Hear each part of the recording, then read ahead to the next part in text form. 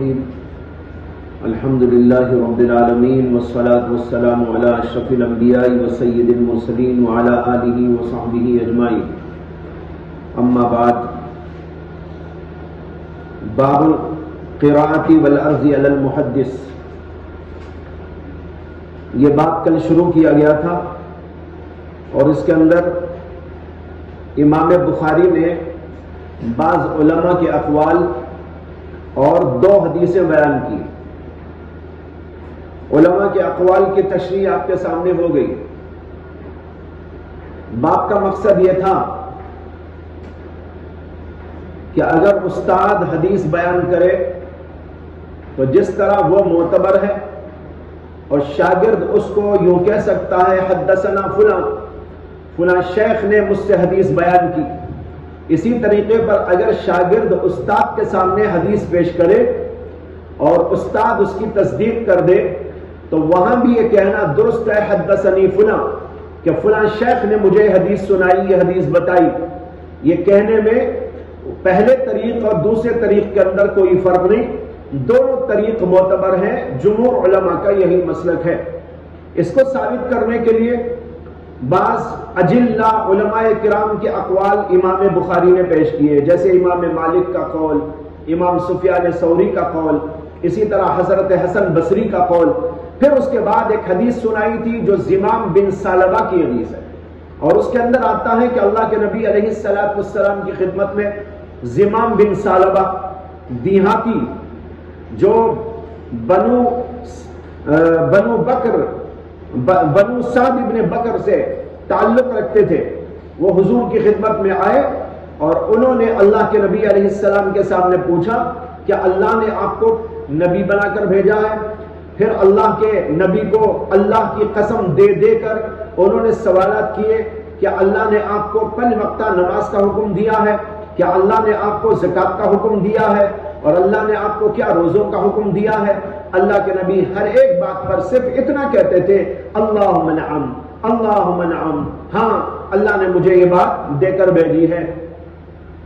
اس کے بعد انہوں نے کہا میں اپنی قوم کا قاصد ہوں، زمام بن ثعلبہ میرا نام ہے اور بنو سعد بن بکر سے میرا تعلق ہے، لوگوں نے مجھ کو آپ سے یہ باتیں دریافت کرنے کے لیے بھیجا تھا. تو اللہ کے نبی علیہ السلام نے یہ باتیں ان کو جو بتائی، وہ باتیں انہوں نے لے جا کر اپنی قوم کو سنایا اور اس کو روا رکھا گیا. اس سے معلوم ہوا کہ حدیث کا یہ طریق، حدیث حاصل کرنے کا یہ طریق جس کو تحمل حدیث کہتے ہیں کہ استاد کے سامنے حدیث پڑھی جائے، یہ بات بھی درست ہے. امام بخاری نے یہ استدلال پیش کیا، اور یہ استدلال اصل میں اس حدیث سے کیا تھا ان کے استاد امام حمیدی نے. امام حمیدی نے جو استدلال کیا تھا اس کا ذکر خود امام بخاری نے اوپر کیا ہے اور یہاں اس حدیث کو پیش کر دیا. اس کے بعد دوسری حدیث ہے حدثنا موسى بن اسماعیل قال حدثنا سلیمان بن المغیرہ قال حدثنا ثابت عن انس. یہ ثابت الثابت البنانی ہے، وہ حضرت انس سے روایت کرتے ہیں. انہوں نے کہا نہینا فی القرآن ان نسأل النبی صلی اللہ علیہ وسلم، ہمیں قرآن میں منع کر دیا گیا اس بات سے کہ ہم اللہ کے نبی سے سوالات پہ سوالات کرتے جائیں. قرآن میں اللہ نے کہا لا تسألوا عن اشیاء ان تبد لکم تسؤکم. اسی طرح ایک جگہ یہ کہا گیا کہ اپنے رسول سے اس طرح سوالات نہ کرو کما سئل موسیٰ من قبل، جیسے کہ موسیٰ علیہ السلام سے لوگ سوالات کیا کرتے تھے، خواہ مخواہ کے سوالات، یعنی بے مقصد یا فضول یا ویسے ہی بے سوچے سمجھے سوالات نہ کیا کرو. سوال کرنا بھی بہت اہمیت رکھتا ہے، غور کرنا چاہیے کیا پوچھے کیا نہ پوچھے، کیسا پوچھے کیسا نہ پوچھے. یہ سب سوچ سمجھ کر کرنے کی بات ہے. یہ نہیں کہ بھائی جی میں آیا سوال کرنے بیٹھ گئے اور بیکار سے سوالات کرنے بیٹھ گئے. یہ اللہ کے نبی علیہ السلام کے حق میں صحابہ کبھی ایسا کرنے لگے تھے اور آپ کو تکلیف گزرتی تھی تو اللہ نے قرآن میں اس سے منع فرما دیا. جب یہ منع کر دیا تو اب حضرات صحابہ کرام کے اوپر تو بڑی عجیب کیفیت طاری ہو گئی، سوال کرنے ہی سے ڈرتے تھے، ضرورت کا سوال کرنا بھی مشکل ہو گیا۔ صحابہ سوچنے لگے ہم جسے ضرورت سمجھ رہے ہو سکتا ہے کہ اللہ کے نبی کی نگاہ میں وہ بے ضرورت ہو، اسے کہ سوال کرنے والا تو اپنی ضرورت ہی سمجھ کے سوال کرتا ہے، لیکن حقیقت میں بھی وہ ضرورت کا سوال ہے یا ٹھیک سوال ہے یا غلط سوال ہے، یہ فیصلہ تو اللہ اور اللہ کے رسول ہی کریں گے، ہمیں پتہ نہیں۔ اس لیے صحابہ کرام رضوان اللہ تعالی علیہ اجمعین سوالات کرنے سے بالکل خاموش ہو گئے۔ شاہ ولی اللہ محدث دہلوی رحمۃ اللہ علیہ نے لکھا ہے کہ حضرات صحابہ نے صرف 13 سوالات حضور سے کیے ہیں اور وہ سب قرآن میں موجود ہے۔ یسألونک کئی جگہ ہے نا قرآن میں، 13 جگہ آیا ہے۔ شاہ ولی اللہ صاحب لکھتے ہیں کہ 13 موقعوں پر صحابہ کرام نے سوال کیا ہے، اتنے محتاط ہو گئے۔ اسی کے بارے میں حضرت انس کہتے ہیں نہینا فی القرآن ان نسأل النبی صلی اللہ علیہ وسلم وَكَانَ يُعْجِبُنَا أَن يَجِيءَ الرَّجُلُ مِنْ أَهْلِ الْبَادِيَةِ الْعَاقِلِ فَيَسْأَلُهُ وَنَحْنُ نَسْمَعُ، اور اس زمانے میں ہم اس بات کو پسند کرتے تھے، کان یوجبنا، کہ ایک آدمی کوئی دیہات کا آئے جو عقل مند بھی ہو اور وہ اللہ کے نبی سے پوچھے اور ہم جوابات سنتے رہیں۔ خود پوچھنے کی ہمت نہیں ہے لیکن شوق ہے علم کا، شوق ہے اللہ کے نبی کی حدیثوں کے سننے کا، شوق ہے آپ کے ارشادات اور فرمودات کو ذہن میں لانے کا، بٹھانے کا۔ اب کیا کریں، یہ دل میں آتا تھا کوئی دیہاتی آدمی آ جائے عقل مند اور اللہ کے نبی سے وہ پوچھ لیا کرے اور اللہ کے نبی جوابات دے اور ہم سن لیا کریں اور اس طرح ہمارے علم کے اندر اضافہ ہو جائے۔ اسے کہ دیہاتی آدمیوں کی کچھ رعایت کرتے تھے اللہ کے نبی علیہ السلام، اسی لیے کہتے ہیں نا نزدیکارا بیش بود حیرانی، نزدیکارا بیش بود حیرانی، جو قریب ہوتے ہیں کسی کے ان کے اوپر تو حیرانی پریشانی رہتی ہے، جو دور دور رہتے ہیں کبھی آتے ہیں کچھ کا کچھ پوچھ لیتے ہیں چلتے رہتے ہیں، لیکن قریب جو لوگ رہتے ہیں یعنی بزرگ کے قریب، نبی کے قریب، ایسے لوگوں کو حیرانی ہوتی ہے، پوچھے کہ نہ پوچھے، پوچھے کہ نہ پوچھے، پوچھنا ٹھیک ہے کہ نہیں ٹھیک ہے، یہ ان کے اوپر حیرانی پریشانی طاری رہتی ہے۔ اور جو نہیں رہتا کہیں کبھی آتا ہے وہ پتہ نہیں کیا بول لیتا ہے کیا کر لیتا ہے۔ اس لیے کہا وَكَانَ يُعْجِبُنَا أَن يَجِيءَ الرَّجُلُ مِنْ أَهْلِ الْبَادِيَةِ، اہل بادیہ دیہاتی، العاقل، دیہاتی لوگوں میں سے بھی جو عقل مند ایسا کوئی آدمی آئے اور اللہ کے نبی سے سوال کرے اور ہم سنتے رہے۔ کہتے ہیں فَجَاءَ رَجُلٌ، ایک آدمی ایک بار آیا، مِنْ أَهْلِ الْبَادِيَةِ، دیہاتی لوگوں میں سے۔ بعض علماء کا خیال ہے کہ یہ جو واقعہ ہے یہ وہی زمام بن سالبہ ہی کا واقعہ ہے جو آپ نے اوپر پڑھا، اس حدیث کے اندر بھی وہی واقعہ ہے، وہ بھی دیہات سے آئے تھے، یہ بھی دیہاتی کا قصہ ہے، لیکن بیشتر علماء کا رجحان یہ ہے کہ یہ قصہ الگ ہے، وہ قصہ الگ ہے، وہ زمام بن سالبہ کا قصہ الگ اور اس کے سوالات بھی ذرا مختلف انداز کے ہیں، طرز و انداز بھی اس کا دوسرا ہے، اور یہاں جو سیاق و سباق اور جو انداز اور جو طریق ہے وہ دوسرا ہے، اس لیے بیشتر علماء نے اسے دوسرا واقعہ قرار دیا۔ بہرحال اسی ٹائپ کا واقعہ ہے۔ کہتے ہیں کہ ایک دیہاتی آدمی آیا، فقال، اور کہا، اتانا رسولک فاخبرنا انک تزعم، فاخبرنا انک تزعم ان اللہ عز وجل ارسلک۔ اس آدمی نے کہا کہ آپ کا قاصد ہمارے یہاں آیا تھا، اتانا رسولک، حضور سے کہا ایک آدمی آپ کا قاصد ہمارے یہاں آیا تھا، ہمارے علاقے میں آیا تھا، فاخبرنا، اور اس نے ہمیں خبر دی، انک تزعم ان اللہ عز وجل ارسلک، کہ آپ کا یہ خیال ہے کہ آپ کو اللہ نے رسول بنا کر بھیجا ہے۔ کیا ٹھیک ہے؟ قال، اللہ کے نبی علیہ السلام نے فرمایا صدق، ہاں ٹھیک کہا اس نے، سچ کہا۔ فقال، پھر وہ کہنے لگا فمن خلق السماء، آسمان کو کس نے پیدا کیا؟ اللہ کے نبی نے کہا اللہ عز و جل۔ پھر کہا فمن خلق الارض والجبال، زمین اور پہاڑوں کو کس نے پیدا کیا؟ آپ نے کہا اللہ عز و جل، اللہ عز و جل نے۔ اس نے کہا فمن جعل فیہا المنافع، زمین کے اندر منفعتیں کس نے رکھی ہیں؟ نفع بخش چیزیں کس نے پیدا کی ہیں؟ اللہ کے نبی نے کہا اللہ عز و جل۔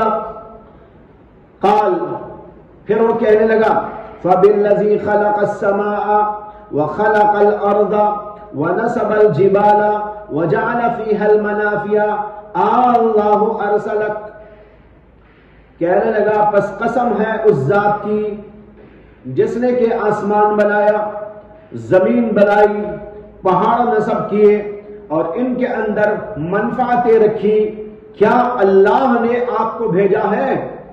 قسم دے کے پوچھ رہے، اس اللہ کی قسم دے کر پوچھتا ہوں کیا اللہ نے آپ کو بھیجا ہے؟ قال نعم، اللہ کے نبی نے کہا ہاں۔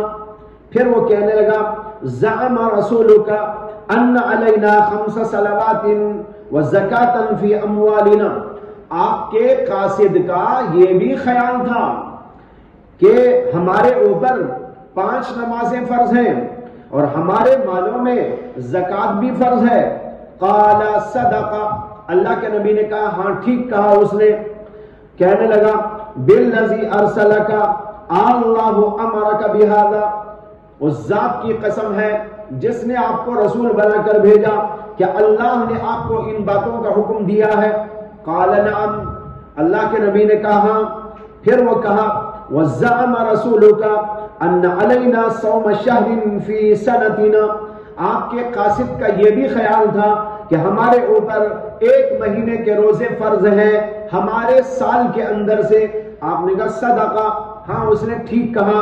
اس نے کہا فبالذی ارسلک اللہ امرک بہذا، اللہ کی قسم جس نے آپ کو رسول بنا کر بھیجا ہے، کہ اللہ نے آپ کو اس کا حکم دیا؟ کہنے لگے نعم۔ پھر کہا وزعم رسولک ان علینا حج البیت من استطاع الیہ سبیلا، آپ کے قاصد کا یہ بھی خیال تھا کہ ہمارے اوپر حج بھی فرض ہے، حج بیت اللہ بھی ہمارے اوپر ہے اس آدمی پر جو وہاں تک جانے کی استطاعت رکھتا ہو۔ آپ نے کہا صدقہ، ہاں اس نے سچ کہا۔ کہنے لگا فبالذی ارسلک اللہ امرک بہذا، اس ذات کی قسم جس نے آپ کو بھیجا ہے، کہ اللہ ہی نے آپ کو اس کا حکم دیا ہے؟ آپ نے کہا نعم۔ کہنے لگا فوالذی بعثک بالحق لا ازید علیہن شیئا ولا انقص، پس اس ذات کی قسم جس نے آپ کو حق دے کر بھیجا ہے، میں ان پر نہ زیادتی کروں گا اور نہ اس کے اندر کچھ کمی کروں گا۔ اللہ کے نبی نے کہا ان صدقا لیدخلن الجنہ، اگر یہ سچ بول رہا ہے تو ضرور بالضرور جنت میں داخل ہو جائے گا۔ تو بعض علماء کہتے ہیں کہ یہ زمام بن ثعلبہ ہی کا قصہ ہے، اس لیے کہ میں نے کل بھی عرض کیا تھا اگرچہ وہاں یہ تو نہیں آیا ہے کہ آپ کا قاصد ہمارے پاس آیا تھا، لیکن جو ہے بعض روایات کی بنیاد پر علماء کہتے ہیں کہ ان کے علاقے میں بھی اللہ کے نبی کا قاصد گیا تھا، اور اس قاصد کے دعوت دینے پر وہاں کے لوگوں نے ایمان اور اسلام قبول کر لیا تھا، اور قبول کرنے کے بعد تصدیق کے واسطے زمام بن ثعلبہ کو اللہ کے نبی کی خدمت میں بھیجا تھا۔ انہوں نے آ کر سوالات کیے اور جا کر اس کی تصدیق جو اللہ کے نبی نے کی تھی اس کو اپنے لوگوں کو پہنچایا تھا۔ تو اس طریقے پر وہ اور یہ ایک ہی واقعہ ہے، صرف انداز کا فرق ہے، یہ بعض علماء کا خیال ہے۔ دوسرے علماء کا خیال یہ ہے کہ زمام بن ثعلبہ کا واقعہ الگ ہے، یہ واقعہ الگ ہے، اور اس کے اندر حج کا ذکر نہیں۔ میں نے کل عرض کیا تھا سوال پر کہ حج کا ذکر کیوں نہیں ہے؟ بعض علماء تو اس کا جواب یہ دیتے ہیں کہ زمام بن ثعلبہ کا جو واقعہ پیش آیا تھا وہ حج کی فرضیت سے پہلے پیش آیا تھا۔ بعضوں نے اس کی تاریخ 5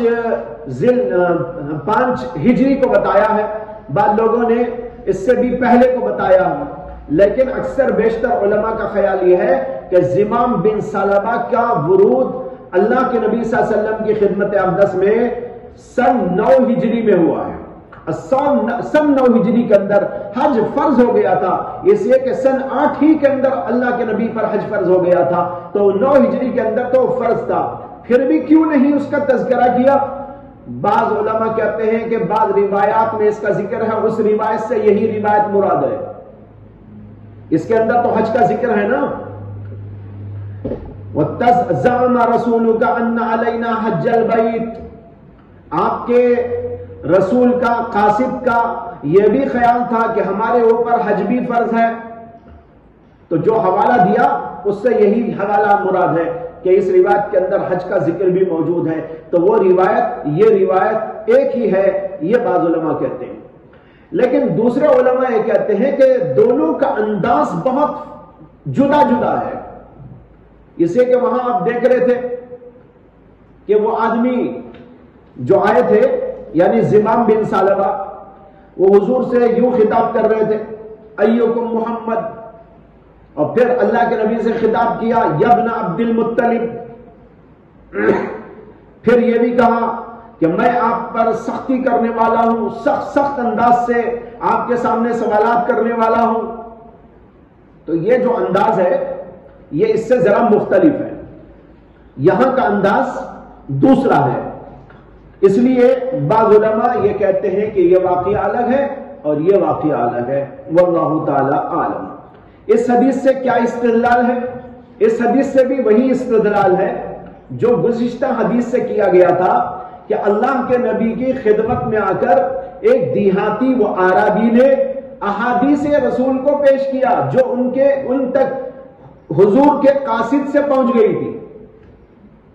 یہ پیش کیا کہ اللہ نے آپ کو 5 وقت نماز کا حکم دیا، کیا اللہ نے آپ کو روزوں کا حکم دیا، کیا اللہ نے یہ اور یہ؟ اللہ کے نبی نے کہا صدقہ صدقہ صدقہ، وہاں نعم نعم نعم آیا تھا، یہاں صدقہ صدقہ، اسے کہ انداز الگ ہے، یہاں پر وہاں قاصد کے حوالے کے بغیر بات پوچھی گئی ہے، اور یہاں قاصد کا پیغام پوچھ کر تصدیق کی جا رہی ہے کہ آپ کے قاصد نے ہمیں یہ بتایا کہ ہمارے اوپر 1 سال میں 1 مہینے کے روزے ہیں، اور آپ کے قاصد نے ہم کو یہ بتایا کہ 5 وقتہ نماز ہمارے اوپر ہے۔ اللہ کے نبی نے کہا ہاں اس نے ٹھیک کہا، جو میرا قاصد گیا تھا اس نے سچ بات کہی۔ تو یہ حضور کے سامنے پیش کیا، اللہ کے نبی نے تصدیق کر دی، تو معلوم یہ ہوا کہ شاگرد کا استاد کے سامنے حدیث پیش کر دینا، پڑھنا، یہ بھی معتبر طریقہ ہے، جس طریقے پر کہ شیخ اور استاد طالب علموں کے سامنے حدیث پڑھے، تو وہ طریقہ بھی درست طریقہ ہے۔ دونوں طریقے درست اور جائز طریقے ہیں۔ اس کو ثابت کرنے کے لیے امام بخاری نے باب قائم کر کے یہ 2 حدیثوں سے استدلال کیا ہے۔ جی آگے چلیے۔ بسم اللہ الرحمن الرحیم، الحمد للہ رب العالمین والعاقبۃ للمتقین، والصلاة والسلام علی سید الانبیاء والمرسلین وعلى آلہ وصحبہ اجمعین ومن تبعهم بإحسان الى یوم الدین، اما بعد فبالسند المتصل منا الى الشیخ الامام الامام الحافظ امیر المؤمنین فی الحدیث ابی عبد اللہ محمد بن اسماعیل بن ابراہیم بن المغیرہ بن بردزبۃ الجعفی اليمانی البخاری رحمہ اللہ تعالی عنہ قال باب ما يذكر في المناولة وكتاب أهل العلم بالعلم إلى البلدان. وقال أنس نسخ عثمان وصاحب فبعث بها إلى الآفاق، ورأى عبد الله بن عمر ويحيى بن سعيد ومالك ذلك جائزا.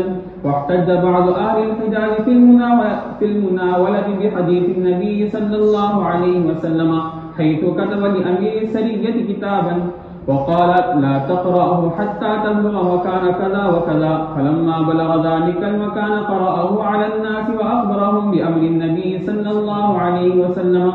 وبه قال حدثنا إسماعيل بن عبد الله قال حدثني إبراهيم بن سعد عن صالح عن ابن شهاب عن عبيد الله بن عبد الله بن عتبة بن مسعود أن عبد الله بن عباس أخبره أن رسول الله صلى الله عليه وسلم بعث بكتابه رجلا فأمره أن يدفعه إلى عظيم البحرين فدفعه عظيم البحرين إلى كسرى فلما قرأه مزقه فحدثت أن ابن المسيب قال فدعا عليه رسول الله صلى الله عليه وسلم أن يمزقوا كل ممزق. وبه قال حدثنا محمد بن مقاتل أبو الحسن قال حدثنا عبد الله قال أخبرنا شعبة عن قتادة عن أنس بن مالك رضي الله تعالى عنه قال كتب النبي صلى الله عليه وسلم كتابا أو أراد أن يكتب فقيل له إنهم لا يقرؤون كتابا إلا مختوما فاتخذ خاتما من فضة نقشه محمد رسول الله كأني أنظر إلى بياضه في يده فقلت لقتادة من قال نقشه محمد رسول الله قال أنس.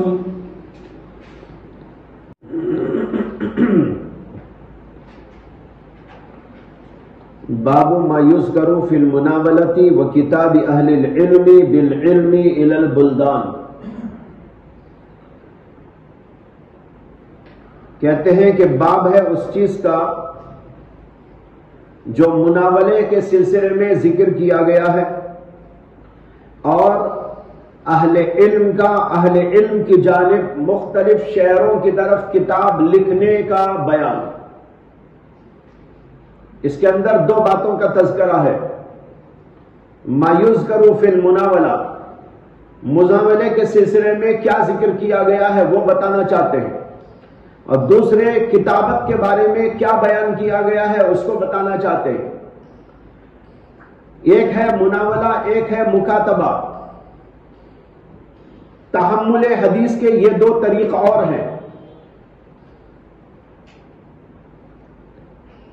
یعنی حدیث حاصل کرنے کے دو طریقے. دو طریقے تو اوپر آپ نے پڑھ لیے. ایک قراءت الشیخ جس کو تحدیث کہتے ہیں، اور دوسرے القراءت علی الشیخ، شیخ پر پڑھنا. یہ دو طریقوں کا معتبر ہونا اوپر آپ نے سن لیا. اس باب کے اندر مزید دو طریقوں کا بیان ہے. ایک کا نام ہے مناولہ اور ایک کا نام ہے مکاتبہ. مناولہ کیا ہے؟ مناولے کے اصل معنی آتے ہیں دینا، عطا کرنا.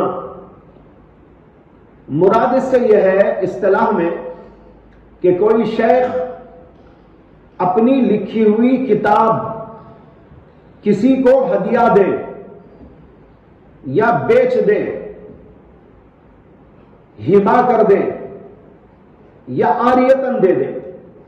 یہ سب اس کے اندر داخل ہے. کوئی شیخ اپنی لکھی ہوئی حدیث کی کتاب کسی کو عطا کر دے. اب یہ عطا کرنا کئی طریق سے ہو سکتا ہے. بیع کے ذریعے بھی ہو سکتا ہے، پیسے لے کر اس کو بیچ دیا. دوسرا طریقہ ہبا کا ہو سکتا ہے کہ ہدیہ دے دیا. اور تیسرا طریقہ عاریتاً دینے کا ہے کہ بھئی اس کے اندر میں نے جو حدیثیں لکھی ہیں اس کو تم نوٹ کر کے مجھے واپس کر دو. عاریت. بہرحال کسی نہ کسی طریق پر شیخ اپنی لکھی ہوئی کتاب کسی طالب علم کو، اپنے کسی متعلق کو دیتا ہے. اس کا نام ہے مناولہ. دوسرا ہے مکاتبہ. مکاتبہ کا معنی ہے خط لکھنا، اور مطلب یہ ہے کہ کوئی شیخ اپنی حدیث لکھ کر خط کے ذریعے کسی کو بھیج دے.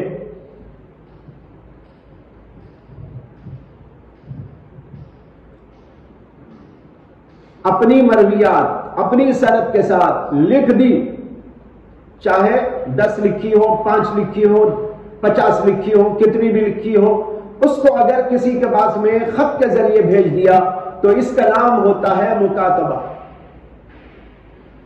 پھر مناولے کی بھی 2 قسمیں ہیں اور مکاتبہ کی بھی 2 قسمیں ہیں.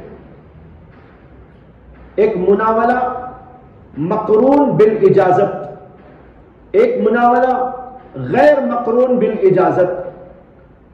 ایک مکاتبہ مقرون بالاجازت اور ایک مکاتبہ ایک مکاتبہ غیر مقرون بالاجازت. مقرون بالاجازت کا معنی ہے کہ شیخ اس کے ساتھ ساتھ اس کو اجازت دے دے، میری یہ مرویات ہیں، میری یہ احادیث ہیں جو مجھے اپنے اساتذہ سے سند کے ساتھ ملی ہیں، میں تم کو اجازت دیتا ہوں کہ میری طرف سے تم ان کو روایت کر سکتے ہو. یہ ہے مقرون بالاجازت. اور غیر مقرون بالاجازت جس کے ساتھ یہ اجازت نہیں ہے. محدثین کا اس بارے میں کافی لمبا چوڑا مباحثہ ہے کہ مناولہ اور مکاتبہ طرق تحمل میں سے معتبر طریق ہیں یا نہیں. بعض علماء مناولے مکاتبے کو غیر معتبر کہتے ہیں، لیکن جمہور علماء کے نزدیک مناولہ مکاتبہ یہ دونوں کے دونوں جائز طرق تحمل میں سے ہیں، معتبر طرق تحمل میں سے ہیں. البتہ جمہور کے نزدیک جو مقرون بالاجازت مناولہ ہے وہ معتبر ہے، غیر مقرون بالاجازت کا اعتبار نہیں. اسی طرح مکاتبت میں بھی جو مقرون بالاجازت ہو وہ مکاتبہ معتبر ہے، اور جو مکاتبہ مقرون بالاجازت نہ ہو وہ غیر معتبر ہے. غیر معتبر ہونے کا مطلب یہ ہے کہ اس کو دیکھ کر کوئی یہ نہیں کہہ سکتا کہ مجھے فلاں نے یہ اجازت دی ہے، میں ان کی طرف سے ان احادیث کو روایت کر رہا ہوں، یہ کہنے کی اسے اجازت نہیں ہو. ہاں مقرون بالاجازت ہے کہ کتاب لکھ کر اس کو دے دی اور کہا میری طرف سے آپ اس کو روایت کر سکتے ہیں، آپ کو اجازت دیتا ہوں، تو وہ اجازت مل گئی. اب وہ روایت کر سکتا ہے اور کہہ سکتا ہے فلاں کی یہ روایت میں نقل کر رہا ہوں، حدثنی فلاں، یہ کہہ سکتا ہے. اجازت اگر نہیں ہے تو محض کتاب دے دینے سے یا خط و کتابت کے ذریعے کچھ لکھ کر حدیثیں کسی کے پاس بھیج دینے سے اس کے لیے روا نہیں ہوگا کہ وہ یوں بیان کرے کہ مجھے فلاں نے یہ حدیث بیان کی. اس کی اجازت نہیں ہوگی. یہی جمہور علماء کا فیصلہ ہے کہ مقرون بالاجازت مناولہ اور مقرون بالاجازت مکاتبہ یہ معتبر ہے، اور غیر مقرون بالاجازت چاہے مناولہ ہو یا مکاتبہ ہو اس کا اعتبار نہیں ہے. امام بخاری رحمت اللہ علیہ یہاں مناولہ اور مکاتبے کے جائز ہونے کے لیے باب قائم کر رہے ہیں اور بتانا چاہتے ہیں کہ یہ طرق تحمل میں سے معتبر طریقے ہیں. اور انداز یہ ہے کہ انہوں نے مطلق لکھا ہے مناولہ اور مکاتبہ، لیکن انداز یہ ہے کہ امام بخاری کا مقصد بھی مقرون بالاجازت ہے. مناولہ مقرون بالاجازت اور مناولہ مکاتبہ مقرون بالاجازت یہ جائز طرق تحمل میں سے ہے. یہ ثابت کرنے کے لیے امام بخاری نے باب قائم کیا. کہتے ہیں ما یذکر فی المناولہ وکتاب اہل العلم الی العلم الی البلدان، اور اہل علم کا دوسرے اہل علم کی طرف لکھ کر بھیج دینا مختلف شہروں میں. الی البلدان، کوئی عالم یہاں ہے، محدث یہاں ہے، وہ یہاں سے کتابت کر کے کچھ حدیثیں اپنی لکھ کر خط کے ذریعے کسی کو کسی اور ملک میں کسی علاقے میں پہنچا دیا کہ میری حدیثیں ہیں. امام بخاری کہتے ہیں اس کے بارے میں کیا ذکر کیا گیا ہے، ہم اس کا ذکر اس باب میں کرنا چاہتے ہیں. کیا ذکر کیا گیا وہ آگے آ رہا ہے. وقال انس بن مالک نے کہا نسخ عثمان المصاحف فبعث بها الى الآفاق. کہتے ہیں کہ حضرت انس بن مالک رضی اللہ عنہ نے کہا کہ حضرت عثمان غنی رضی اللہ تعالی عنہ نے قرآن کریم کے نسخے تیار کروائے. مصاحف مصحف کی جمع ہے جس کے معنی قرآن، مصحف کے نسخے بنائے. فبعث بها الى الآفاق، اور انہوں نے مختلف علاقوں میں اس کو بھیج دیا۔ اس سے امام بخاری استدلال کر رہے ہیں مناولہ یا مکاتبے کی اجازت پر۔ پہلے آپ یہ واقعہ سمجھو کہ کیا ہے، یہاں تو اشارہ ہے، پورا واقعہ امام بخاری نے تذکرے میں نہیں لایا۔ واقعہ یہ ہے کہ حضرت حذیفہ ابن یمان رضی اللہ عنہ حضرت عثمان غنی رضی اللہ عنہ کے زمانے میں انہی کی طرف سے بعض جہادی مہموں کے اندر شریک تھے۔ آرمینیا، آذربائیجان وغیرہ علاقوں کے اندر وہ جہاد کی مہموں میں شریک تھے۔ وہاں پر انہوں نے محسوس کیا کہ بعض لوگوں کے شہید ہو جانے اور دنیا سے اٹھ جانے اور پھر اس کے بعد نئے نئے علاقوں کے مفتوح ہونے اور عجمی لوگوں کے دین اسلام میں داخل ہونے کی وجہ سے صورتحال میں تھوڑا سا تغیر پیدا ہو رہا ہے۔ کیا تغیر؟ بعض لوگوں میں یہ اختلاف پیدا ہو گیا ہے کہ قرآن ایسا پڑھ سکتے ہیں یا نہیں پڑھ سکتے۔ ایک آدمی کہتا ہے کہ ایسا پڑھنا غلط، دوسرا کہتا ہے ایسا پڑھنا صحیح، کوئی کہتا ہے یہ طریقہ غلط، کوئی کہتا ہے کہ وہ طریقہ صحیح۔ اس طریقے پر کچھ اختلاف ہو گیا۔ پہلے زمانے میں جو قرآن لکھا گیا تھا حضرت ابو بکر صدیق کے زمانے میں، حضرت ابو بکر صدیق رضی اللہ تعالی عنہ نے حضرت عمر رضی اللہ عنہ کے توجہ دلانے پر قرآن کریم کو لکھوایا، حضرت زید بن ثابت کو مقرر کیا اور ان کے ساتھ کچھ اور لوگوں کو مقرر کیا اور کہا کہ قرآن جہاں جہاں بھی موجود ہے اس کو جمع کرو۔ لہذا اس کو جمع کیا گیا، اس لیے کہ منتشر تھا قرآن حضور کے زمانے میں۔ کسی کے پاس کچھ آیتیں، کسی کے پاس کچھ آیتیں، کسی کے پاس کچھ صورتیں، اور جو صحابہ حافظ قرآن تھے وہ تو تھے، ان کے علاوہ جہاں جہاں قرآن لکھا ہوا موجود تھا اس کو جمع کرنے کا حکم دیا حضرت ابو بکر صدیق نے، اور قرآن کریم جمع ہو گیا اور ایک بینڈنگ میں اس کو لائے۔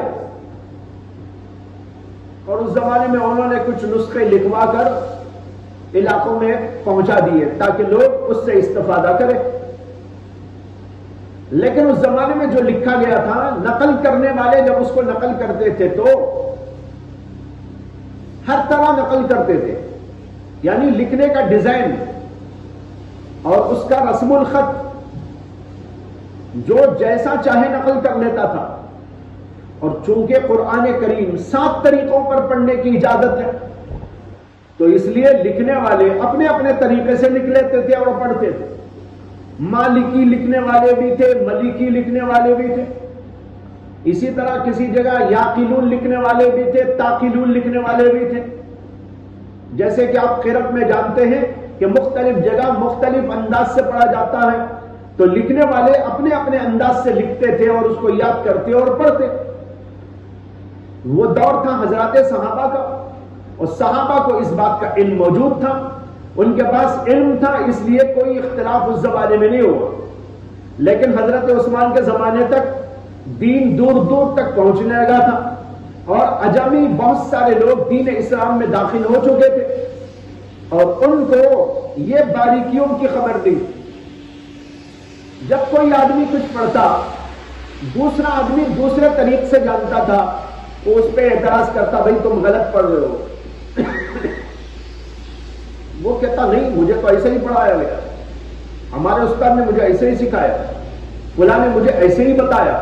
وہ کہتا نہیں، میرے استاد نے مجھے ایسے سکھایا، یہ تم جو غلط پڑھ رہے ہو میں صحیح پڑھ رہا ہوں۔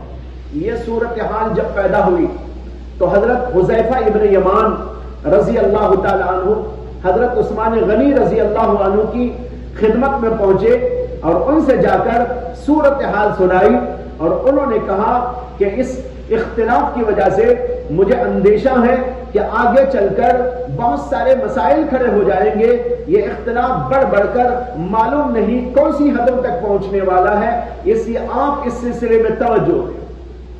حضرت عثمان غنی رضی اللہ عنہ نے اپنے مشیروں کو بلایا اور پھر اس کے بعد انہوں نے یہ بات طے کی کہ جہاں بھی قرآن کے نسخے ہیں ان سارے نسخوں کو منگوا لیا جائے اور ان سارے نسخوں کو ایک طرف جمع کر کے رکھ کر ایک رسم الخط پر قرآن کریم کو لکھوایا جائے اور پھر اس کے نسخے بنوا کر مختلف علاقوں مختلف دیار میں پہنچا دیا جائے اور اسی کے مطابق سب کو لکھنے اور پڑھنے کا حکم دے دیا جائے۔ چنانچہ حضرات صحابہ کرام کے مشورے کے بعد یہ بات طے ہو گئی۔ حضرت عثمان نے تمام اپنی ماتحت مملکتوں میں اپنے گورنروں کو خط لکھ کر متوجہ کیا کہ جہاں جہاں بھی کسی کے پاس قرآن لکھا ہوا موجود ہے اس کو منگوا لیا جائے اور یہاں دارالخلافہ میں بھیج دیا جائے، یعنی مدینے میں بھیج دیا جائے۔ چنانچہ تمام علاقوں کے گورنروں نے اعلان کیا، لوگوں سے قرآن کریم کے نسخے ضبط کیے اور وہاں سے لے کر پہنچا دیا حضرت امیر المؤمنین عثمان ابن عفان رضی اللہ تعالیٰ عنہ کے پاس۔ اور پھر حضرت عثمان غنی نے زید بن ثابت کو اور بعض دیگر صحابہ کرام کو مقرر کیا۔ حضرت زید بن ثابت نے پہلے بھی کام کیا تھا قرآن کریم کے اوپر، حضرت ابو بکر صدیق کے زمانے میں ان کو دوبارہ ذمہ داری دی اور کہا کہ قرآن کریم اس انداز سے لکھا جائے۔ صحابہ کے مشورے سے وہ بات طے ہو گئی اور ایک خاص انداز کا رسم الخط قرآن کریم کے لیے ان حضرات صحابہ کرام نے مقرر کیا، اس طرح قرآن کریم کو لکھا جائے۔ اور جب وہ تیار ہو گیا تو حضرت عثمان غنی رضی اللہ تعالیٰ عنہ نے اس کے نسخے تیار کروائے۔ کتنے نسخے تیار کیے؟ المصاحف ابن ابی داؤد رحمہ اللہ کی کتاب ہے جس کے اندر اس کی پوری تفصیل موجود ہے۔ جو کچھ میں نے سنایا اسی کے حوالے سے سنایا ہے۔ اس کتاب کا نام ہے المصاحف، امام ابن ابی داؤد کی کتاب ہے۔ اس کے اندر انہوں نے تفصیلات لکھی ہیں۔ اس کے اندر ایک روایت یہ ہے کہ حضرت عثمان غنی نے 4 نسخے بنائے، بعض میں ہے کہ 5 نسخے بنائے، بعض روایتوں میں ہے کہ 7 نسخے بنائے۔ 7 نسخے بنا کر مختلف بڑے بڑے علاقوں میں بھیج دیا گورنروں کے پاس کہ لوگوں کو بتا دو قرآن کریم اس کے مطابق نقل کرے، ہر آدمی اس کے مطابق قرآن کریم کو نقل کر لے، اس لیے کہ وہ زمانہ پریس کا زمانہ نہیں تھا، ہاتھ سے قرآن لکھا جاتا تھا اور بڑی احتیاط کرنی ضروری تھی تاکہ کوئی اپنے اپنے طور سے نہ نکلے، اس لیے بہت احتیاط کی گئی۔ دیکھو اس احتیاط کا نتیجہ ہے کہ قرآن کریم آج تک محفوظ ہے، اس کا شوشہ نقطہ نقطہ محفوظ ہے، اس کے لکھنے کا طریقہ اور انداز بھی محفوظ ہے۔ تو حضرات صحابہ نے اس زمانے میں جو رسم الخط اس کے لیے مقرر کر دیا، علماء نے لکھا ہے کہ اس کے خلاف لکھنا بھی جائز نہیں ہے۔ مثلا قرآن میں آپ دیکھتے ہیں ما لی ھذا الرجل، ما لی کیا ہے، ما لی ھذا الکتاب جلایا ہے، ما لی ھذا الکتاب لا یغادر صغیرۃ ولا کبیرۃ الا احصاها۔ اب یہاں آپ دیکھیں گے تو قرآن میں یوں لکھا ہوا ہوگا میم الف زبر ما، اس کے بعد لام زیر لی، اس کے بعد ھذا، حالانکہ یہ ہے لہذا۔ لہذا آپ کیسا لکھتے ہیں؟ ھذا کے ساتھ ملا کے لکھتے ہیں، لہذا ہے نا، لام ھذا کے ساتھ مل کے لکھا جاتا ہے، ملا کے لکھا جاتا ہے۔ لیکن آپ قرآن میں وہاں پر دیکھیں گے کہ یوں لکھا ہوا ہے کہ لام زیر لی، اس کے بعد ھذا۔ اب قرآن آپ لکھنا چاہیں تو اس مقام پر اسی طرح لکھنا واجب و ضروری ہے۔ آپ جیسا عام کتابوں میں لکھ دیتے ہیں لہذا لہذا، لام کو ہاں سے ملا کر، ایسا لکھنا جائز نہیں، وہاں اسی طرح لکھنا ہے۔ اسی طرح بعض جگہ آپ دیکھتے ہیں کہ لفظ کے ساتھ الف لکھا ہوا ہے اور بعض جگہ آپ دیکھتے ہیں کہ الف کی جگہ کھڑا الف ہوتا ہے۔ مالکی، مالکی جو لکھا ہوا ہے وہ میم لام کاف، پھر میم کے اوپر زبر لکھا ہوا ہے. اب آپ اس کو اس طرح نہیں لکھ سکتے، میم الف زبر ما، لام کاف مالک. مالک اس طرح آپ لکھنا جائز نہیں ہے. وہاں لکھیں گے تو اسی طرح لکھیں گے، میم لکھو اوپر کھڑا زبر ڈالو، لکھی لکھو مالکی، یوں لکھا جائے گا. اس لیے کہ رسم الخط تمام کے تمام اس زمانے کے صحابہ کے اتفاق سے ہوا، اور یہ اتفاق اجماع ہو گیا، اس کے خلاف کرنا جائز نہیں. تو اس طریقے پر 7 نسخے بنا کر مختلف علاقوں کے اندر پھیلا دیے گئے، اور یہ بتا دیا گیا کہ جس کو بھی قرآن کریم لکھنا ہو اسی طریقے پر لکھے. باقی پڑھنے میں اختیار ہے. اگر پڑھنے میں کوئی آدمی جانکار ہے اور وہ مختلف قرأتوں میں پڑھنا چاہتا ہے تو اس کو پڑھنے کی اجازت ہے، لیکن لکھنے میں مختلف انداز سے لکھنے کی اجازت نہیں. اسی لیے قرآن کا رسم الخط مقرر کیا گیا جس کے اندر تمام طریقوں کے مطابق پڑھنے کی گنجائش ملتی ہے. مالکی کو اس طرح لکھا گیا اس لیے کہ مالکی پڑھنے والے مالکی میم کھڑا زبر ما پڑھے، اور جو ملکی پڑھنے والے ہیں وہ اس کو زبر ہٹا کر بھی پڑھے تو وہاں گنجائش موجود ہے. اگر میم الف زبر ما لکھ دیا جاتا تو ملکی پڑھنے والوں کو گنجائش نہ ہوتی. اس لیے مالکی پڑھنے والے اور ملکی پڑھنے والے دونوں کے لیے گنجائش پیدا ہو گئی. اسی طرح اور جگہ بھی یہ رسم الخط اس طریقے پر مقرر کیا گیا. تو پڑھنے میں تو اجازت ہے، آج بھی اجازت ہے. قراء کرام پڑھتے ہیں، یہاں بھی پڑھتے ہیں، آپ لوگ بھی پڑھتے ہیں. مختلف قراتوں پر 7 عشرہ میں پڑھا جاتا ہے، لیکن یہ پڑھنے تک تو ہے اجازت، لکھنے میں مختلف انداز سے لکھنے کی اجازت نہیں ہے. رسم الخط ایک ہی ہونا ضروری ہے تاکہ لوگوں میں اختلاف نہ ہو، عوام میں بے چینی نہ ہو. اس لیے اس کو اسی طرح پڑھا جائے گا. باقی پڑھنے والا اگر اہل علم ہے اور ان قرأتوں کی حقیقت کو جانتا ہے اور ان کے اصول کو جانتا ہے اور ان کے قواعد و ضوابط کو جانتا ہے تو اس کو پڑھنے کی اجازت ہے، اور لوگوں کو بھی پڑھنے کی اجازت نہیں. جسے اس کے اصول معلوم نہ ہو، قواعد معلوم نہ ہو، وہ قاری صاحب بن کے بیٹھ گیا اور پڑھنے لگا الٹا سیدھا. بھائی مختلف قراتیں پڑھ رہے، کیا پڑھ رہے؟ کس کی قرات پتہ نہیں، کس کی قرات پتہ نہیں، بس پڑھتے چلے جا رہے مختلف قراتیں. کیا پڑھ رہے پتہ نہیں، کون پڑھا ہے پتہ نہیں، کیا دلیل ہے پتہ نہیں. بھائی یہ تو قرآن کریم سے کھلواڑ ہے، اس کی اجازت کسی کو نہیں دی جا سکتی. جو آدمی اس کا ماہر ہو اور قرأتوں کا ماہر ہو اور ان اصولوں کو جانتا ہو اور قرأت کس کی کہاں کیا ہے اس کو جانتا ہو، اس کو پڑھنے کی اجازت دی گئی ہے. اسی لیے یہ بھی ہے کہ عام نمازوں میں بھی اس کو نہ پڑھا جائے. 5 وقتہ جو نماز ہوتی ہے اس کے اندر بھی مختلف قرأتوں کو نہ پڑھا جائے، اس لیے کہ عوام الناس پیچھے ہوتے ہیں تو وہ پریشان ہو جاتے ہیں، انہیں پتہ نہیں چلتا کیا پڑھیں. اب وہاں سورہ فاتحہ مختلف انداز سے پڑھ رہے ہیں، وہ کہے گا ہمارے امام صاحب تو غلط پڑھ رہے ہیں. اور جو قرأت کے مظاہرے ہوتے ہیں وہاں بھی ایسے واقعات سننے میں آئے ہیں کہ جب قاری صاحب نے مختلف انداز سے پڑھا تو ایک دوسرے کو چہرہ دیکھنے لگے، کیا پڑھ رہے ہیں بھائی؟ قرأت غلط پڑھ رہی ہے تو.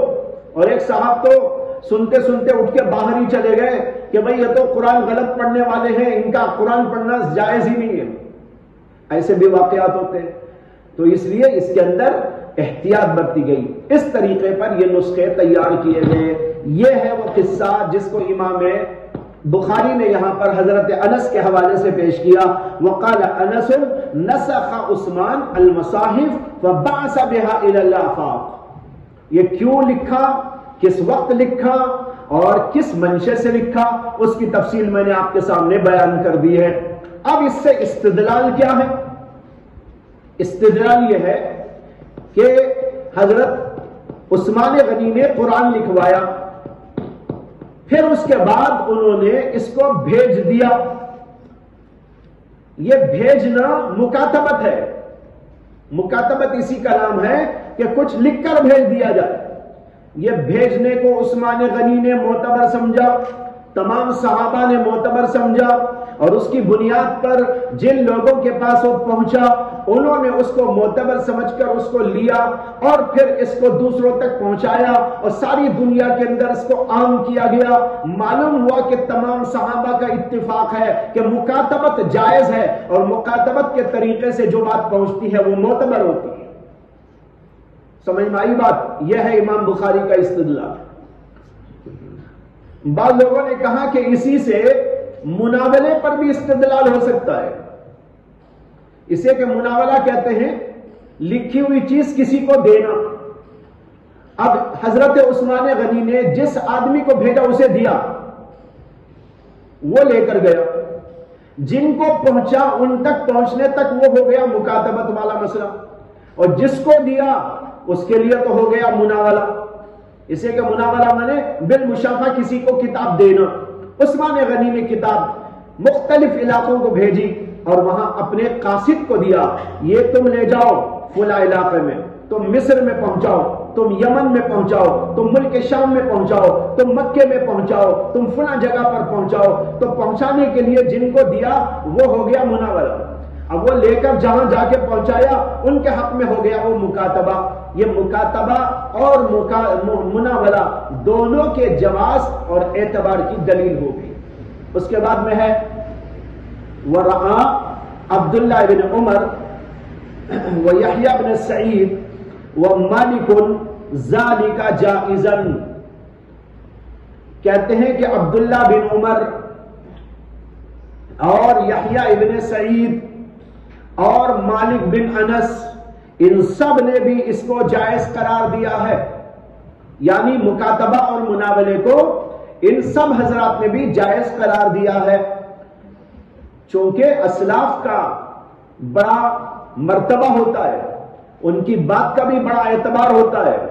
यहीं से देख लीजिए कि जो लोग ये कहते हैं कि इमाम अबू हनीफा को मानना जायज नहीं, फुला को मानना जायज नहीं, हम पूछते हैं और ये लोग कहते हैं कि बुखारी पर अमल करो।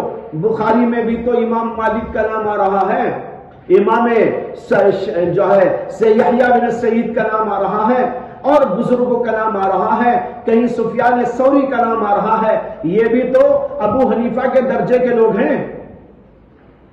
अगर अबू हनीफा की बात को मानना हराम और नाजायज और इनकी तकलीद बिल्कुल शिर्क और कुफ्र है, तो फिर ये किताब भी कुफ्र और शिर्क से भरी हुई है।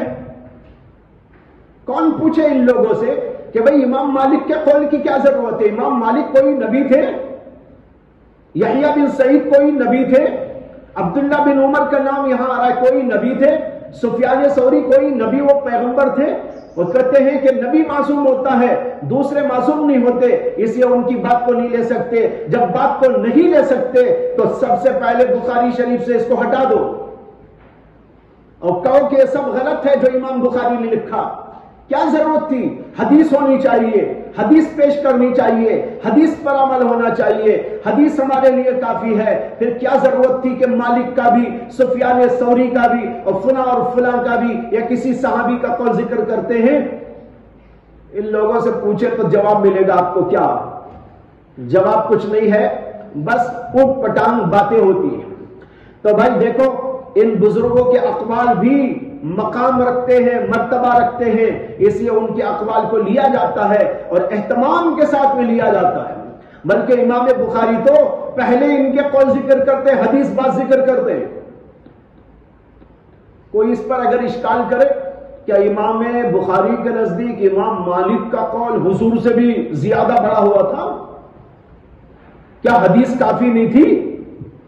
इमाम मालिक का कौल पहले, उस्मान गनी की बात पहले, हदीस ला रहे उसके बाद। कोई जवाब है इसका? जवाब हो सकता है तो हमारे ही तर्ज पर जवाब हो सकता है, इसी हमारी बात मानेंगे तब बात चलेगी। अगर हमारी और जमहूर की बात नहीं मानेंगे तो इमाम बुखारी पर भी इश्काल हो जाएगा कि वो हदीस को छोड़कर इधर उधर के अक़वाल क्यों जिक्र करते हैं। बहरहाल इमाम बुखारी ने इन बुजुर्गों के अक़वाल को जिक्र किया और कहा कि ये भी इसको जायज करार देते थे। यहां पर एक बहस शुर्राह के दरमियान में यह हुई है کہ یہاں عبداللہ بن عمر سے کون مراد ہے؟ عبداللہ بن عمر سے صحابی حضرت عبداللہ بن عمر مراد ہے یا کوئی اور مراد ہے؟ اکثر علماء کہتے ہیں کہ یہ عبداللہ بن عمر سے مراد عبداللہ بن عمر صحابی نہیں ہے، اس لیے کہ عبداللہ بن عمر سے اس بارے میں کوئی قول ثابت ہی نہیں ہے، اور امام بخاری کہتے ہیں کہ اس کو عبداللہ بن عمر نے جائز رکھا۔ کہاں جائز رکھا؟ کون سی دلیل ہے؟ ہاں، عبداللہ بن عمر صحابی نہیں، ان کی اولاد میں سے اس کے بعد ایک شخص گزرے ہیں، ان کا نام ہے عبداللہ بن عمر العمری۔ ترمذی میں بھی ان کا ذکر آیا تھا، اور یہ بھی بتایا گیا تھا کہ ان کو محدثین نے ضعیف الحافظہ قرار دیا ہے۔ یاد ہوگی بات آپ کو، عبداللہ بن عمر العمری۔ بہت سے لوگوں کا رجحان یہ ہے کہ یہاں پر عبداللہ بن عمر العمری مراد ہو گیا، لیکن بعض علماء نے اشکال کیا اس پر کہ عبداللہ بن عمر عمری یہ اتنے بڑے مقام کے حامل تو نہیں تھے جو مقام کے امام مالک کا تھا اور امام یحییٰ بن سعید القطان کا تھا۔ یحییٰ بن سعید القطان اور امام مالک بہت اونچے مرتبے کے لوگ ہیں، ہر اعتبار سے، علم میں، تقوی میں، طہارت میں، حدیث دانی میں اور حافظے کی قوت میں، ہر اعتبار سے بلند و بالا۔ تو جب یہ بلند و بالا لوگ تھے تو امام بخاری نے عبداللہ بن عمر عمری کو پہلے کیوں بیان کیا؟ اس سے کہ عبداللہ بن عمر عمری اتنے بڑے پائے کے آدمی نہیں، ان کو تو بہت سو نے ضعیف قرار دیا ہے۔ ایسے آدمی کا نام سب سے پہلے، اس کے بعد یحییٰ بن سعید القطان کا، پھر اس کے بعد امام مالک کا۔ یہ طرز عمل امام بخاری کا لوگوں کو شبے میں ڈال دیا۔ چنانچہ حافظ ابن حجر عسقلانی لکھتے ہیں، میں بھی ایک زمانے تک یہ سمجھتا تھا کہ اس سے مراد عبداللہ بن عمر العمری ہے۔ یہ سمجھنے کی بنیاد یہ تھی کہ عبداللہ بن عمر صحابی سے اس بارے میں کوئی قول ثابت نہیں۔ جب کوئی قول ان کا ایسا ثابت نہیں تو سوچنا پڑے گا کہ بھئی عبداللہ بن عمر نے تو کوئی ایسی بات کہی ہی نہیں ہے، جب کہی نہیں تو یہ کون سے عبداللہ ہے؟ ابن حجر عسقلانی کہتے ہیں اس بنیاد پر میں بھی ایک طویل زمانے تک یہ سمجھتا رہا کہ عبداللہ بن عمر سے یہاں پر مراد عبداللہ بن عمر العمری ہے، لیکن بعد میں چل کر مجھے اس میں اشکال ہو گیا۔ اشکال یہ ہو گیا کہ عبداللہ بن عمر سے عبداللہ بن عمر اتنے بڑے پلند پایا آدمی تو نہیں تھے یہ عمری کہ ان کا نام پہلے آتا، اس کے بعد سعید القطان، اس کے بعد یحییٰ بن سعید اور امام مالک کا نام درج کیا جاتا۔ یہ بزرگ تو ان سے بھی بلند و بالا تھے، ان کا نام پہلے ہونا چاہیے تھا۔ اس لیے وہ کہتے ہیں کہ پھر میرا رجحان یہ ہو گیا ہے کہ اس سے مراد عبداللہ بن عمر ہی ہے صحابی۔ اور پھر انہوں نے ایک حدیث پیش کی ہے جس میں یہ مفہوم اخذ کیا جا سکتا ہے، جس کو یہاں امام بخاری رحمت اللہ علیہ پیش کرنا چاہتے ہیں، یعنی یہ مضمون کہ مناورہ مکاتبہ جائز ہے، یہ مفہوم اس سے نکالا جا سکتا ہے۔ ایسی ایک حدیث ابن حجر عسقلانی نے فتح الباری میں اس موقع پر ذکر کر کے کہا، اس بنیاد پر اب میں سمجھ رہا ہوں کہ اس سے مراد امام بخاری کی عبداللہ بن عمر صحابی ہے۔ لیکن علامہ عینی کو ابن حجر پر بڑا سخت اعتراض ہے۔ علامہ عینی کہتے ہیں کسی آدمی کے نام کے پہلے آنے سے کیا ضروری ہے کہ آپ یہ سمجھیں کہ ان کا مقام امام بخاری کے پاس بلند ہونے کی وجہ سے ہلا ہے؟ ہو سکتا ہے کہ الگ تب ذکر کر دیا ہو کچھ نام، پہلے آنے سے یہ سمجھنا کوئی ضروری نہیں کہ یہ ان لوگوں سے بھی بڑے کوئی آدمی ہوں گے۔ اسے ہو سکتا ہے کہ عبداللہ بن عمر یہاں مراد نہ ہو، بلکہ عبداللہ بن عمر عمری ہی مراد ہو، اگرچہ ان کا پایا اتنا بلند نہیں ہے جتنا بلند پایا کہ امام مالک کا اور امام یحییٰ بن سعید القطان کا ہے، لیکن نام پہلے آنے سے کوئی ضروری نہیں ہے کہ وہ بلند ہی ہو تبھی نام لایا جائے۔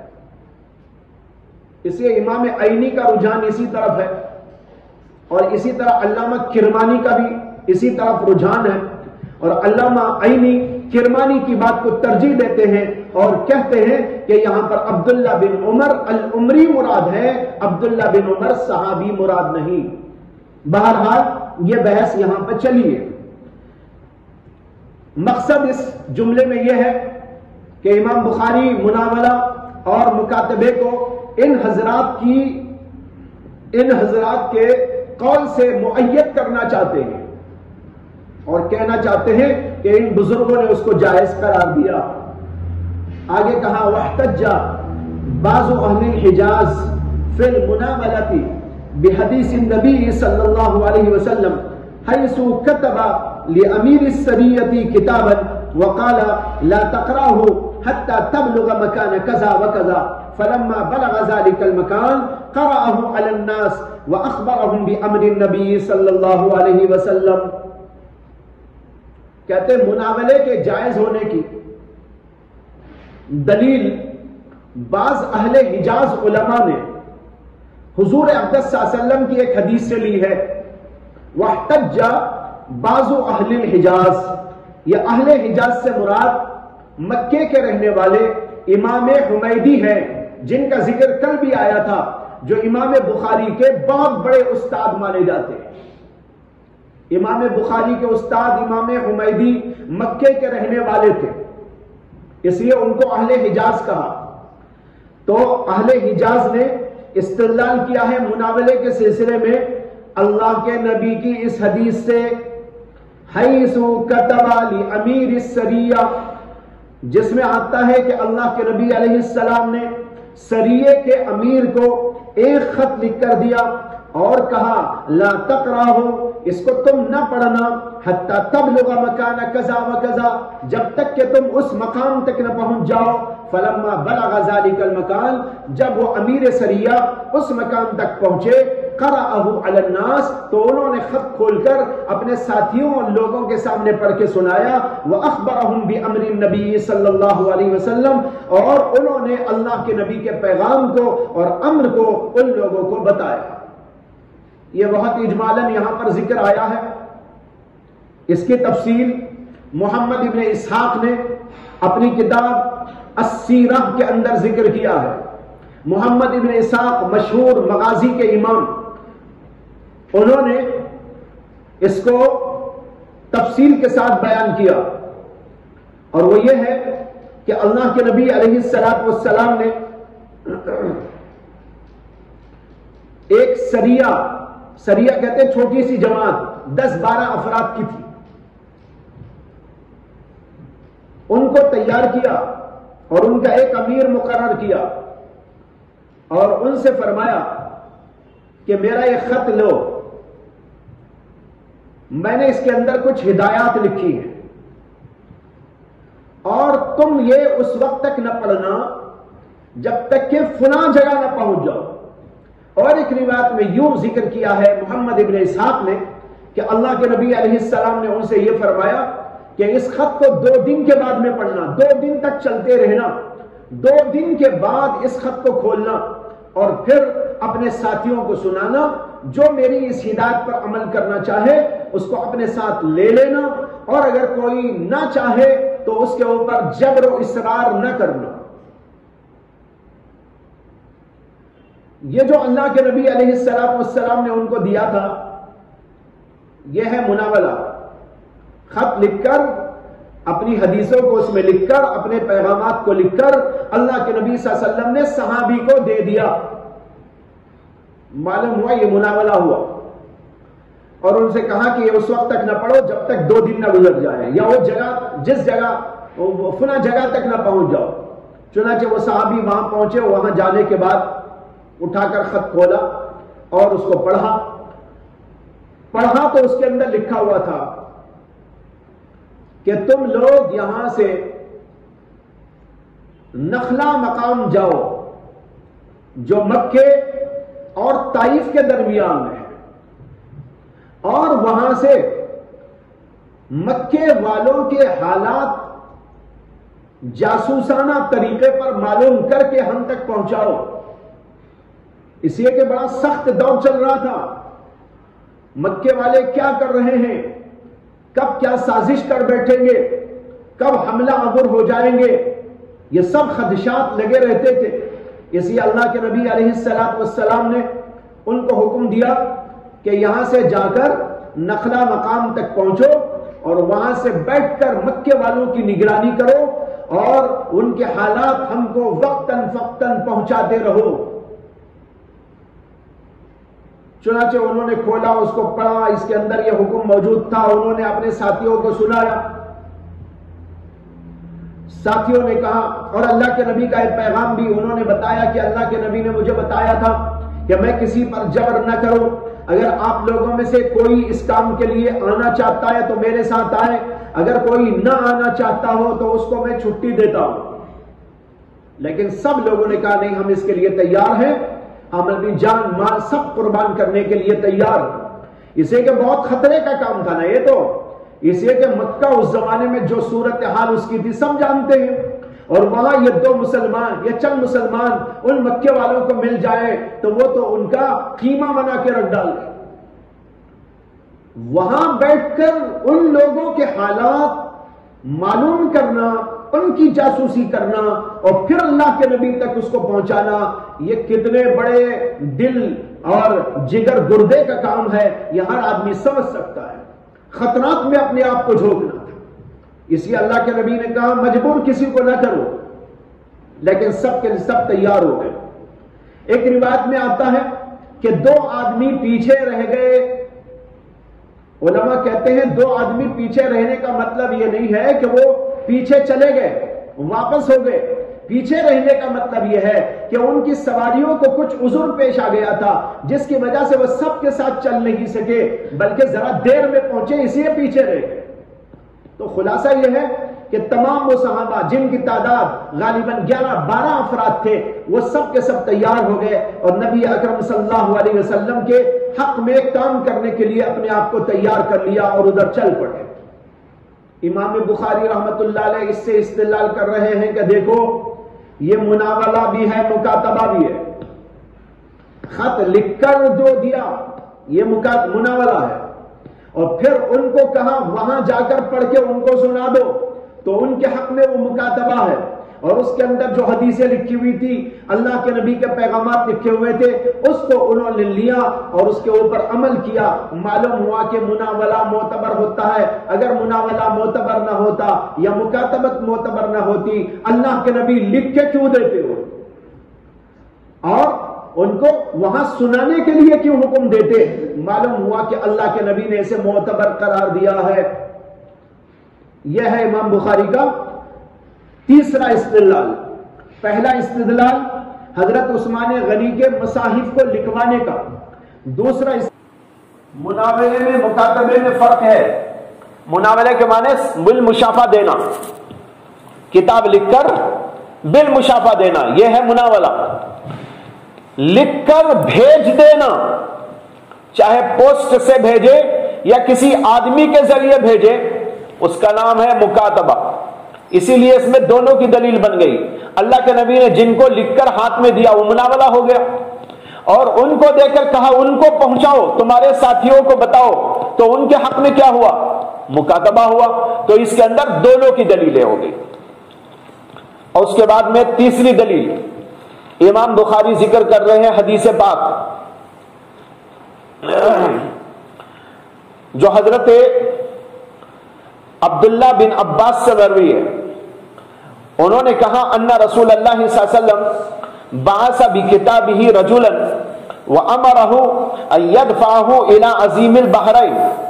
اللہ کے رسول علیہ السلام نے بھیجا اپنے خط کو دے کر ایک آدمی کو بعثا بکتابہ رجلا، بھیجا ایک آدمی کو اپنی کتاب کے ساتھ، یعنی خط کے ساتھ، خط لکھ کر اللہ کے نبی نے ان کو دیا، اور وَأَمَرَهُ، اور ان کو حکم دیا أَن يَدْفَعَهُ إِلَىٰ عَظِيمِ الْبَحْرَيْنِ، کہ وہ لے جا کر میرا یہ خط عظیم بحرین یعنی بحرین کے بادشاہ کو دے دیں۔ بحرین کا بادشاہ تھا، اس کا نام تھا منذر ابن ساوا، منذر ابن ساوا اس کا نام تھا۔ اللہ کے نبی نے کہا لے جا کر بادشاہ کو دے دینا۔ یہ وہاں کا گورنر تھا، جو سب سے بڑا بادشاہ تھا پوری اس مملکت کا، وہ تو تھا کسرا، جس کا نام تھا پرویز۔ پرویز اس کا نام، کسرا اس کا لقب تھا۔ جو بھی ایران کا بادشاہ ہوتا تھا اس کا نام کسرا ہوا کرتا تھا۔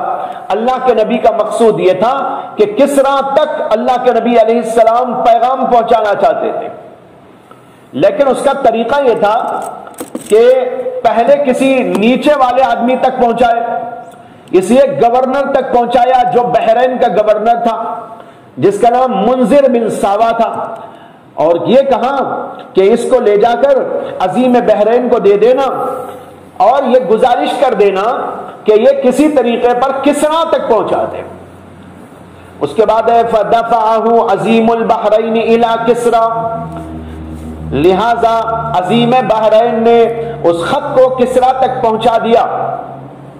فَلَمَّا قَرَأَهُ، جب اس نے اس خط کو پڑھا، مَزَّقَهُ، تو اللہ کے نبی کے خط کو پارا پارا کر دیا، یعنی پھاڑ دیا، یعنی غصے میں آ گیا کہ ایک معمولی آدمی، میں بادشاہ وقت، اور بادشاہ بھی کیسا، دنیا میں بہت بڑی حکومت تھی اس کی، سپر پاور تھا اس زمانے کا، بہت سارے دنیا کے ممالک اس کے ماتحت تھے، اتنا بڑا بادشاہ، وہ تکبر میں آ گیا اور ناز میں مبتلا ہو کر کہنے لگا ان کی کیا مجال ہے کہ مجھے خط لکھے۔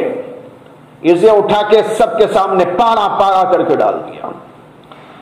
کہتے ہیں فحسبت، میرا خیال ہے ان ابن المسیب قال فدعا علیہم رسول اللہ صلی اللہ علیہ وسلم ان یمزقوا کل ممزق۔ یہ حسبت کہنے والے امام زہری ہیں۔ امام زہری کہتے ہیں کہ میرا خیال ہے کہ سعید ابن المسیب نے یہ بھی کہا اپنی روایت میں، فدعا علیہم رسول اللہ صلی اللہ علیہ وسلم، کہ اللہ کے رسول علیہ السلام نے ان کسرا اور اس کے ساتھیوں کے اوپر یا وہاں کی حکومت کے لوگوں کے اوپر بددعا کی، یہ بددعا کی ایمزقوا کل ممزق، کہ وہ بھی پارا پارا کر دیے جائیں گے، پارا پارا کر دیے جائیں، پوری طرح پارا پارا کر دیا جانا، کل ممزق، پوری طرح ان کو اللہ غارت کر دے، ان کو پارا پارا کر دے، ان کے ٹکڑے ٹکڑے کر دے۔ یہ اللہ کے نبی علیہ السلام نے اس وقت بد دعا کی جب آپ کو یہ خبر ملی تھی کہ آپ کے خط کے ساتھ اس نے یہ معاملہ کیا۔ اللہ کے نبی علیہ السلام نے کہا کہ ان کو بھی اللہ پارا پارا کر دے، اور یہ بھی کہا یہ کسرا ہے، اس کسرا کے بعد اب کوئی کسرا دنیا میں نہیں آئے گا۔ اذا ہلک کسرا فلا کسرا بعدہ، جب یہ کسرا ہلاک ہو جائے گا تو اس کے بعد کوئی کسرا پھر نہیں بنے گا۔ چنانچہ ویسے ہی ہوا، اللہ کے نبی علیہ السلام نے بد دعا کر دی، دعا قبول ہو گئی، اور یہ جو بادشاہ تھا جس کا اصل نام تو تھا پرویز ابن ہرمز ابن نوشیروان تو بڑا عادل آدمی تھا۔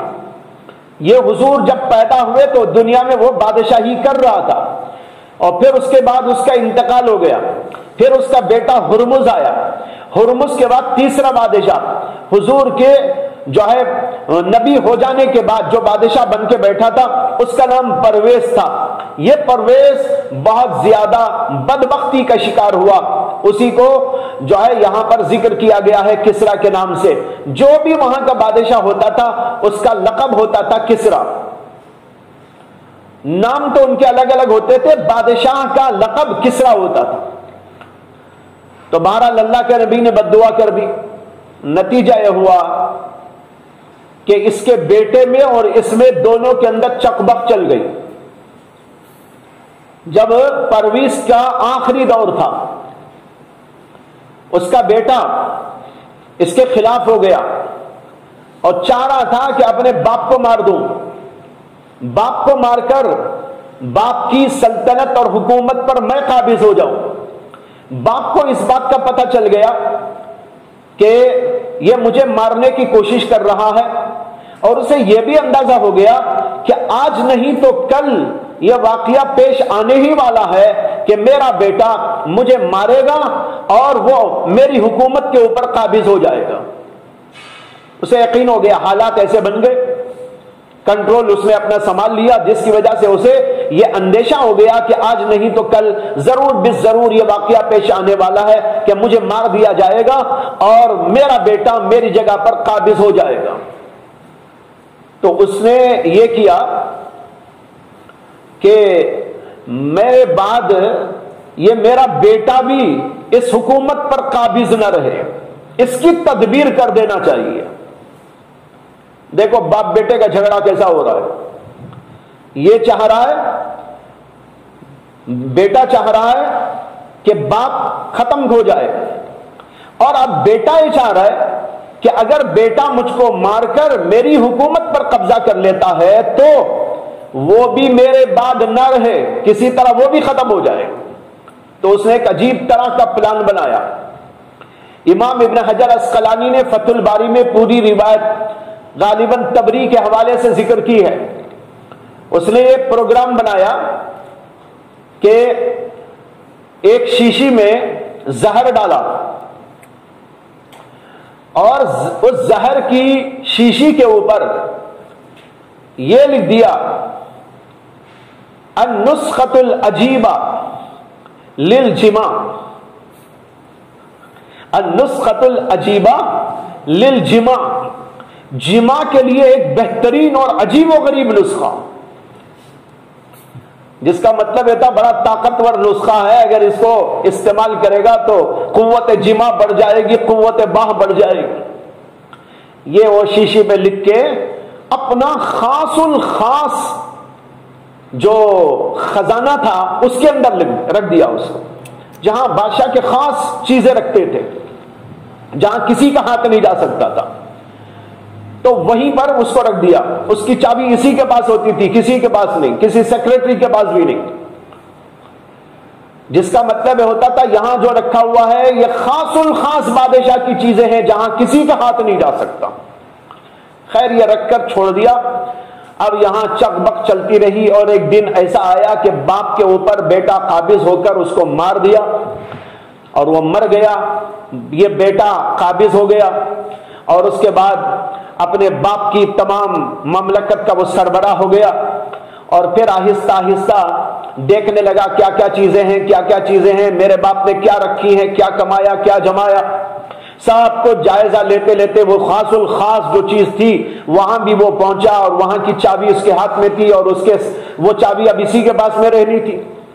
اب اس نے اس کو بھی کھولا تو جائزہ لیا، اس کے اندر بہت ساری چیزیں تھی، عجیب عجیب چیزیں تھی، اس کے اندر وہ شیشی بھی ملی، النسخۃ العجیبہ، دیکھا، پڑھا، اٹھا کے رکھ لیا کہ بھئی باپ یہ استعمال کرتا تھا، اب میں استعمال کروں گا۔ خیر اس کے بعد جب استعمال کیا تو نتیجہ کیا ہوا؟ زہر کھا گیا۔ یہ سمجھ کے استعمال کیا تھا کہ باپ نے کوئی خاص دوا رکھی ہے اور اس کے اوپر لکھا ہوا بھی ہے، اسے اٹھا کر اس کو کھا لیا۔ کھاتے ہی طبیعت خراب ہوئی، اور اتنی خراب ہوئی کہ علاج کے باوجود وہ ٹھیک نہ ہوا، اور 6 مہینے حکومت کر کے دنیا سے چلا گیا۔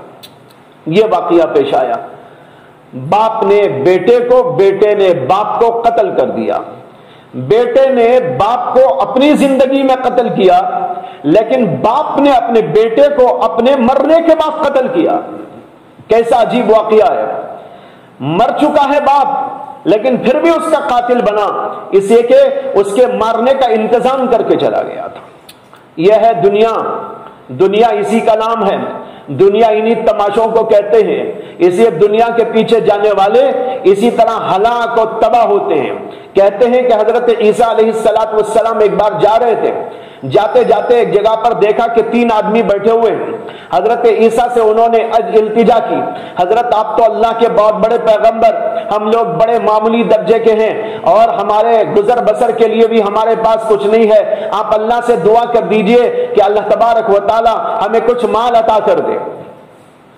حضرت عیسیٰ نے کہا مال کی درخواست مت کرو، یہ خطرناک ہے، لیکن انہوں نے بڑی عاجزی سے التجا کی اور کہا کہ آپ دعا کر دیجئے کہ ایک ایک سونے کی اینٹ مل جائے بس۔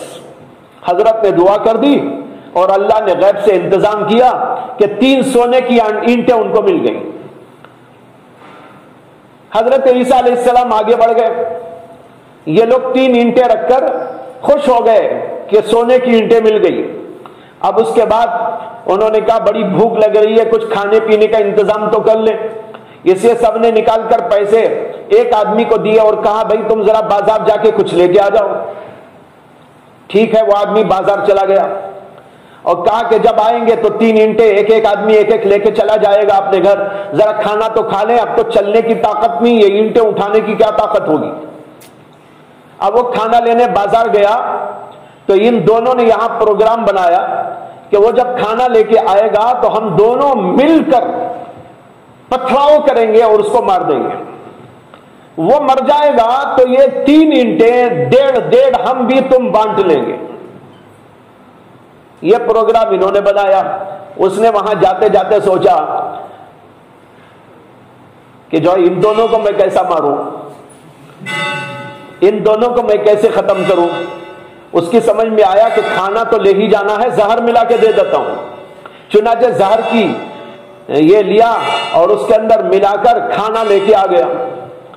یہ سمجھا کہ یہ کھائیں گے، یہ دونوں مر جائیں گے تو 3 اینٹیں میں لے لوں گا۔ یہ آتے ہی یہ دونوں تو تیار بیٹھے تھے پتھرے وتھرے جمع کر کے، آتے ہی جو پتھراؤ کیا دمادم دمادم دمادم، نتیجہ ہوا کہ وہ مر گیا۔ اب یہ خوش ہو گئے کہ ایک گیا 1.5 اینٹیں ہمیں ملے گی، چلو بھائی پہلے کھانا کھا کے اس کے بعد بانٹ لیں گے۔ اب کھانا جو کھائے دونوں بھی گول ہو گئے، لمبے ہو گئے۔ 3 لاشیں پڑی ہوئی ہیں، تینوں اینٹیں بھی موجود ہیں۔ حضرت عیسیٰ علیہ السلام واپس آئے، دیکھا تو 3 لاشیں ہیں، 3 اینٹیں ہیں۔ اپنے حواریوں کو بتا کر فرمایا یہ ہے دنیا، جو دنیا کے پیچھے جاتا ہے دیکھو اس کا نتیجہ یہ ہوتا ہے۔ اللہ تعالی ہم سب کو دنیا کی محبت سے دور رکھے، آمین۔ وآخر دعوانا الحمدللہ رب العالمین۔ اس حدیث باب کی ایک حدیث پھر بھی باقی رہ گئی۔